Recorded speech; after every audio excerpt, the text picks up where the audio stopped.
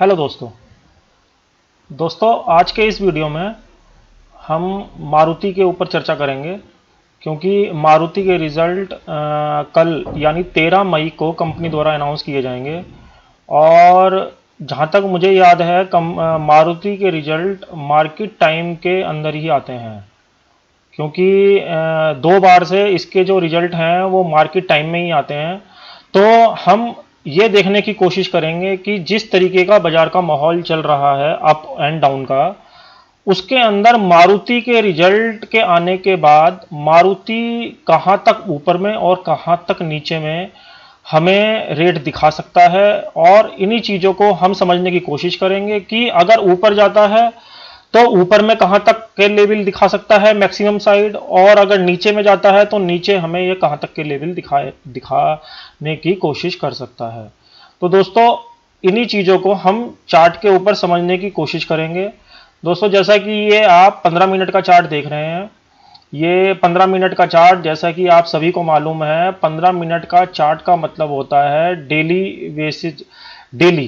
Daily chart होता है, क्योंकि 15 मिनट का चार्ट है, ये डेली चार्ट है। और ये मैं पहले आपको इसके अंदर कुछ चीज़ें बताऊंगा डेली चार्ट के ऊपर, ताकि आपको जब मैं बड़े टाइम फ्रेम के ऊपर लेके जाऊंगा तो आपको वो चीज़ें एकदम से क्लियर होती चली जाएंगी कि ये पॉइंट मैंने इस तरीके से आपको बताया है।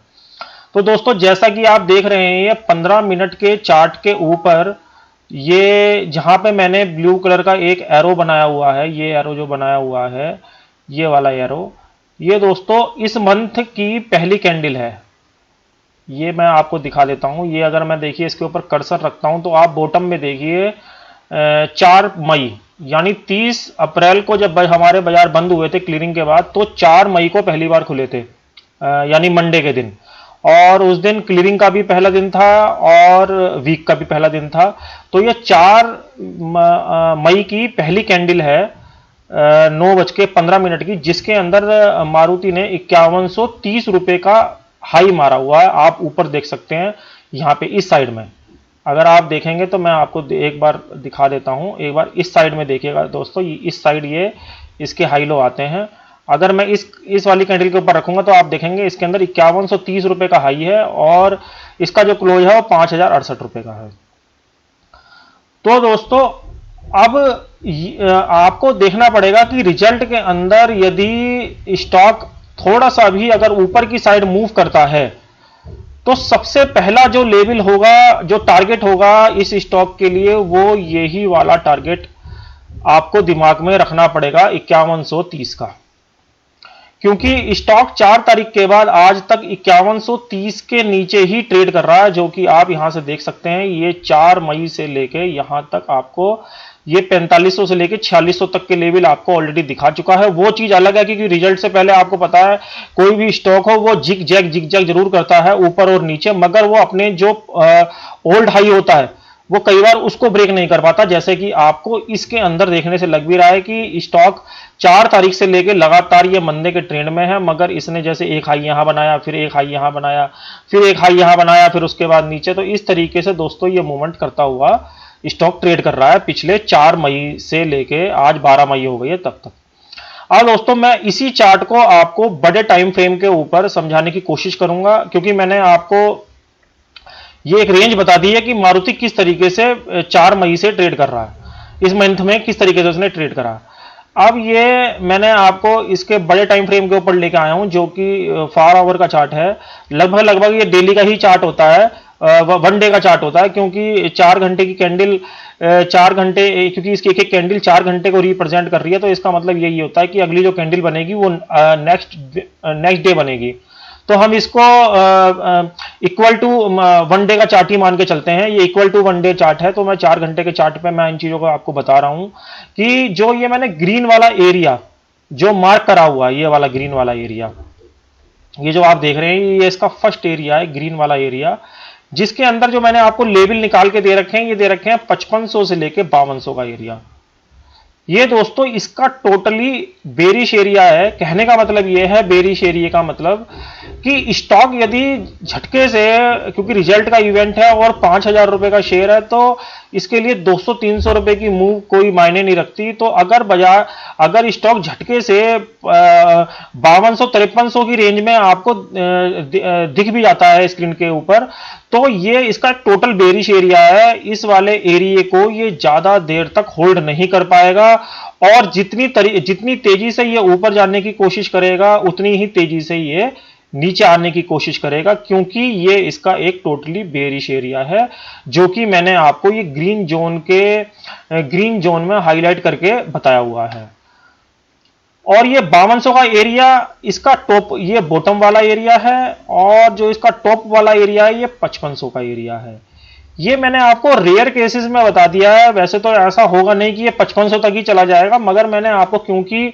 ये यहां तक जा सकता है, क्योंकि एक इसका ये बेरिश एरिया है, तो रिजल्ट की मूवमेंट के अंदर अगर रिजल्ट बहुत अच्छे आ जाते हैं तो रिजल्ट के अंदर एक बार को ये यहां पे स्पाइक मार के जा सकता है, मगर क्योंकि ये इसका बेरिश एरिया है तो हमें यहां पर इन चीजों का ध्यान रखना है कि हमें इसके अंदर यहां इन एरियो पे बाइंग के अंदर नहीं फंसना है। तो दोस्तों ये जो एरिया है 5500 रुपए का आप ध्यान में रखें। और ये जो मैंने दो चैनल बनाए हुए हैं, एक ये येलो वाला चैनल और एक ये ग्रीन वाला चैनल। ये येलो वाले चैनल का मतलब ये है कि इसका जो टॉप वाला एरिया है, जैसा कि आप यहाँ पे देख पा रहे हैं, इसका टॉप वाला एरिया है 5150 और बॉटम वाला एरिया है 46। अब तक जो मैंने आपको जो 15 मिनट के चार्ट के ऊपर दिखाया था, जो अभी लास्ट 15 मिनट के चार्ट के ऊपर दिखाया था दोस्तों, ये यही वाली रेंज है जो येलो कलर से मैंने हाईलाइट करा हुआ है, ये वाला रेंज। इसी के अंदर मारुति क्या हो रहा है कि ना तो 4600 के लेवल को नीचे की तरफ क्रॉस कर पा रहा है और ना ही 5150 के लेवल को ऊपर की तरफ क्रॉस कर पा रहा है। अब देखने वाली बात यह है कि अगर रिजल्ट के अंदर स्टॉक 5150 के लेवल को ब्रेक करता है, ये टॉप वाला एरिया, जैसे कि आप देख रहे हैं 4950 रुपए के आसपास मारुति का स्टॉक क्लोज हुआ है आज 3:30 बजे 12 मई को। अगर स्टॉक 5150 के ऊपर होल्ड करता है, कंटिन्यू होल्ड करता है, स्पाइक मारने की बात नहीं कर रहा हूं कि अगर स्पाइक गया तो ये वापस आ गया, इसकी बात नहीं कर रहा हूं। अगर कंटिन्यू होल्ड करता है 5150 का एरिया, तो ये आपको ज्यादा ऊपर, तो मैं नहीं कहूंगा कि ज्यादा ऊपर जाएगा 5150 के ऊपर, मगर फिर भी ये आपको 5150 के ऊपर ये वाला लेवल 5350 के करीब का लेवल ये आपको एक बार यहां पे दिखा सकता है। मगर दोस्तों, क्योंकि जैसा कि आपने मेरे लास्ट वीडियो भी देखे होंगे, जो कि मैंने RBL bank Nifty, state bank, बंधन बैंक, इन चीजों के ऊपर बनाए हैं, और दोस्तों आपने देखा है कि अगर लेबल किस तरीके से परफेक्टली काम करते हैं, वो आपने आईसीआईसीआई बैंक के अंदर भी देखा, बंधन बैंक के रिजल्ट आज आ जाएंगे, और निफ्टी, बैंक निफ्टी सभी। तो दोस्तों सब चीजें जो डिपेंड हैं वो बेसिकली जोन के ऊपर डिपेंड होती हैं कि हम कौन से जोन के अंदर चल रहे हैं। जैसे कि मैंने आपको ये मारुति का जोन बताया, मारुति जब तक 5500 से लेके 5500 से के नीचे बिलो ट्रेड कर रहा है, 5500 से बिलो ट्रेड कर रहा है, 5500 के बिलो अगर ट्रेड कर रहा है, तो ये इसका एक बेरिश एरिया ही माना जाएगा। इसका मतलब ये होता है कि यदि हमको इसके अंदर कोई पोजीशन बनानी है तो वो हमें सेल साइड ही बना के रखनी है, क्योंकि ये किसका बेरिश एरिया है। तो दोस्तों ये मतलब होता है बेरिश एरिया का और बुलिश एरिया का। निफ्टी और बैंक निफ्टी के अंदर भी इसी तरीके से लेवल निकाले जाते हैं, जैसे मैंने अभी आपको पीछे बैंक निफ्टी के लेवल निकाल के दिए थे, और मैंने आपको बताया था कि 19800 के नीचे जो बैंक निफ्टी का एरिया है वो टोटली बेरिश एरिया है। और आप देखेंगे कि बैंक निफ्टी ने 19800 के नीचे 19800 का लेवल हाई नहीं किया लास्ट वीक भी, और आज हमें उसने 18300-200 तक के लेवल नीचे में दिखाई दिए। तो दोस्तों यही मतलब होता है एक बेरिश एरिया का और एक बुलिश एरिया का। मगर दोस्तों इसका मतलब ये नहीं है कि इस वीडियो के माध्यम से मैं आपको कोई रिकमेंडेशन या टिप्स देने की कोशिश कर रहा हूं, और हम लोग तो केवल इस बाजार को एज्यूम कर सकते हैं और थोड़ा बहुत अपनी नॉलेज के आधार पर ट्रेड कर सकते हैं, रेजिस्टेंस और सपोर्ट के आधार पर, और जो कि मैं इस वीडियो के माध्यम से आपको दिखाने की कोशिश कर रहा हूं। तो दोस्तों अगर ये स्टॉक 5150 के ऊपर रुकता है तो यह आपको 200 रुपए ऊपर यानी 5350 तक के मैक्सिमम लेवल दिखा सकता है ये वाले।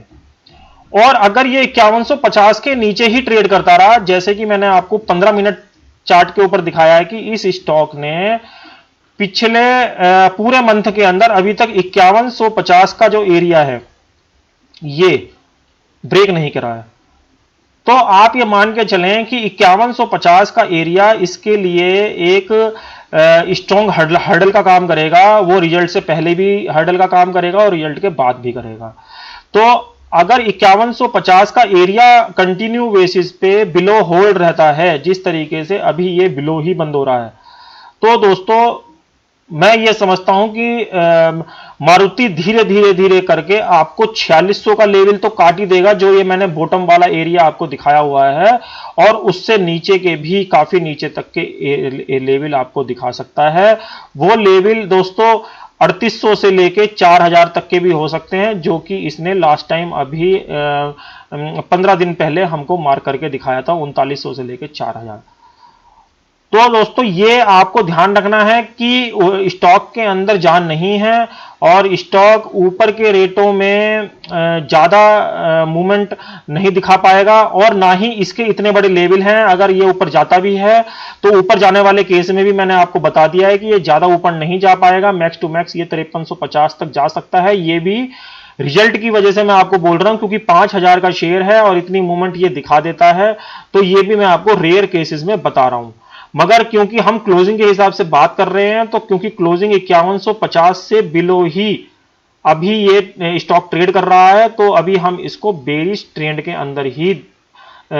मान के चल रहे हैं, और हम ये मान के चल रहे हैं कि ये स्टॉक अप एंड डाउन में कुछ भी कर ले,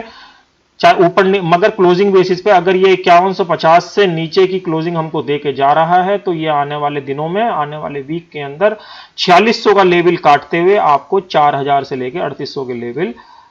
जल्द ही दिखा देगा दोस्तों। मगर जैसा कि मैं आपको दोबारा रिपीट कर रहा हूं कि मैं इस चैनल के थ्रू या इस वीडियो के थ्रू आपको कोई रिकमेंडेशन या टिप्स देने की कोई मैं कोशिश नहीं कर रहा हूं, क्योंकि दोस्तों मेरी इतनी औकात नहीं है कि मैं इस बाजार के अंदर कोई टिप्स या रिकमेंडेशन दे सकूं, और ये बाजार हमेशा ऑलवेज राइट है। तो आपको दोस्तों इन चीजों को बस समझना है और इसके अंदर ब्लाइंड ना खेलते हुए रेजिस्टेंस और सपोर्ट को निकाल के ही ट्रेड करने की कोशिश करनी है, ताकि आप बेहतर से बेहतर ट्रेड कर पाए दोस्तों। जैसा कि आपने आरबीएल बैंक के अंदर देखा, मैंने आरबीएल बैंक के अंदर, आपको मुझे अच्छी तरीके से याद है, आप जाके वीडियो देख लीजिए चैनल पे, मैंने 140 रुपए का उसके अंदर आपको रेजिस्टेंस दिया था। आईसीआईसीआई बैंक के अंदर मैंने आपको 334 रुपए के नीचे ये बोला था कि आईसीआईसीआई बैंक 334 रुपए के नीचे ट्रेड करेगा, तो टोटली वो बेरिश एरिया है, यानी 295 तक के लेवल आपको दिखा सकता है दोस्तों। आप वो वाला वीडियो जाके देख लीजिए। मैंने आपको ये बोला था कि बैंक निफ्टी 19,800 के नीचे यदि ट्रेड कर रहा है, तो बैंक निफ्टी 19,300 का लेवल काट के, 19,800 के नीचे तो बेरिश एरिया है ही, मगर अगर 19,300 का लेवल कटेगा तो ये आपको 17,500 के लेवल आपको जल्द ही दिखा देगा, जो कि आज इसने आपको 18,300 के लेवल दिखा दिए दोस्तों। ये मैंने मार्केट बंद होने के बाद